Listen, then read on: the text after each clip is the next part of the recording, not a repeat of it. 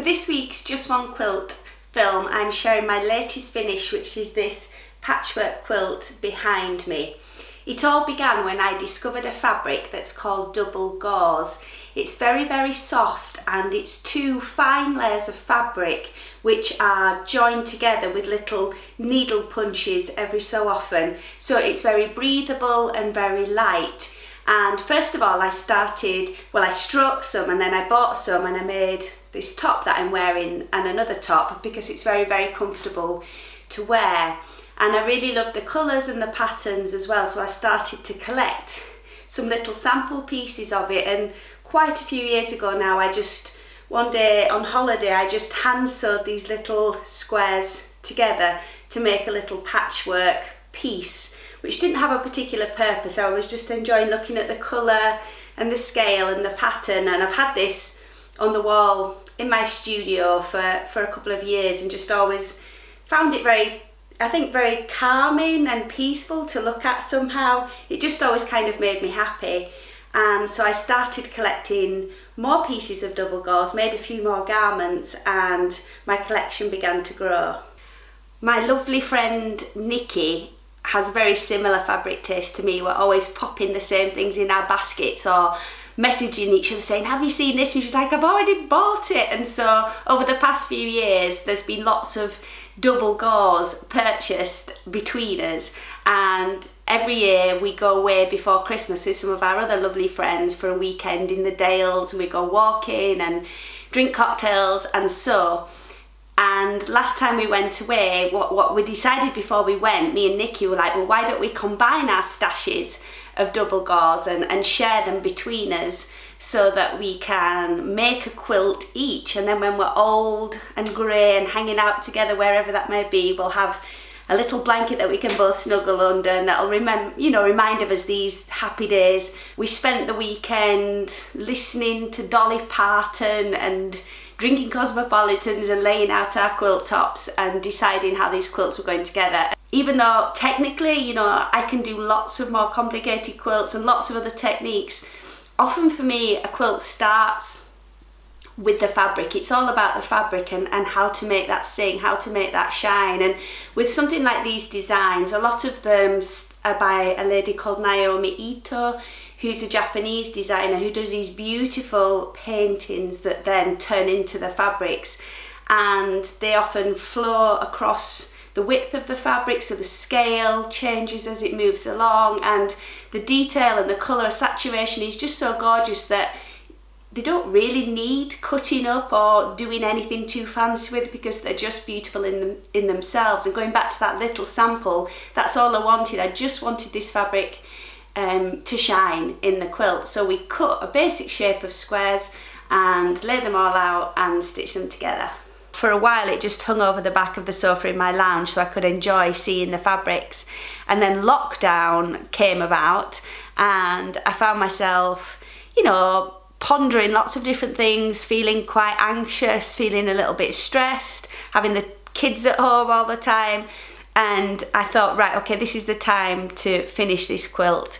And I knew all along I'd wanted to hand quilt it. So what I did was just got into the routine of sitting down for 10 minutes, half an hour, whenever I had the opportunity, but mostly in the evenings once the children were in bed, and doing the hand stitching. And I did find, it took the first 3 weeks basically, just working at it a little bit at a time, and it was so soothing. I think being surrounded by these beautiful fabrics and colours, snuggled beneath something that feels warm and cosy, and just having that time to stitch and let my mind wander, but at the same time feeling relaxed and also like I was creating something beautiful and that I was going to enjoy beyond this lockdown was really important. The back of the quilt is a single piece of double gauze fabric that again I'd bought because I couldn't resist it, and I think at the time I thought I might make a top from it, but then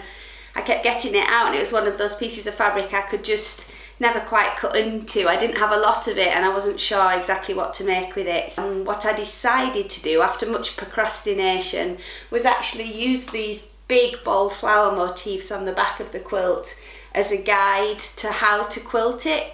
So I hand quilted it with lots of different coloured 12 weight Orifil threads, because again it's very, very beautiful to work with. It's a lot smoother to stitch with than a pearl cotton. It doesn't harm the fabric, which is quite light and fragile. And I chose some different colours and echoed some of the shapes that I found on the back of the quilt, which then also gave a nice interesting abstract pattern on the front, which is just the basic patchwork.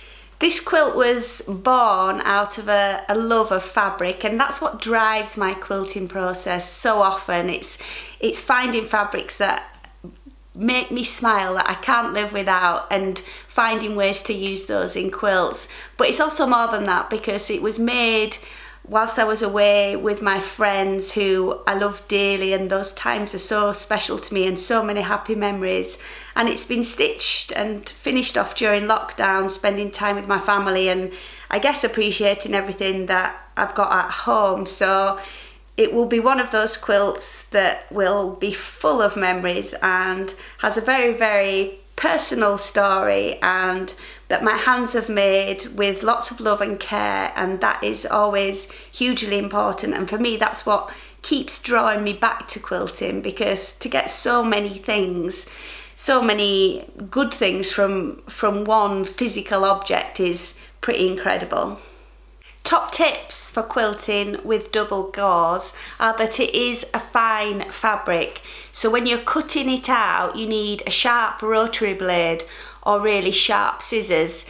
What can happen is that if you don't do that and you get a little snag, or you pull the fabric slightly as you're cutting it, or the same if you use blunt pins, is that a single fibre can be pulled, and it's a little bit like when you get a ladder in a pair of tights.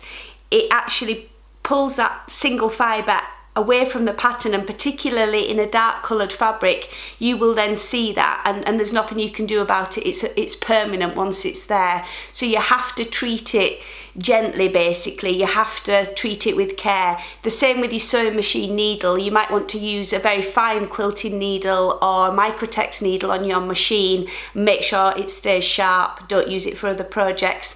And your hand sewing needles as well. So that's the main tip. And also it's a light fabric, it's fine, so use a fine thread as well. I used Orifil 50 weight for piecing all of this quilt, which worked absolutely fine.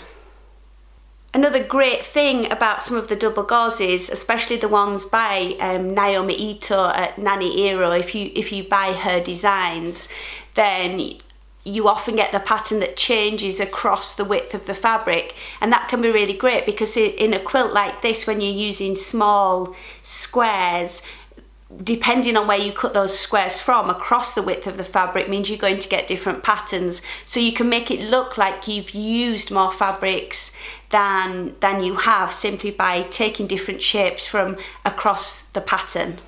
Other tips for double gauze is that, as you can see, it's almost see-through at certain times in certain lights. So, and I wanted to keep that effect with the finished quilt, so I've used a cotton wadding in the middle, but it's a white one so that it doesn't discolour any of the patterns that are in my actual fabrics.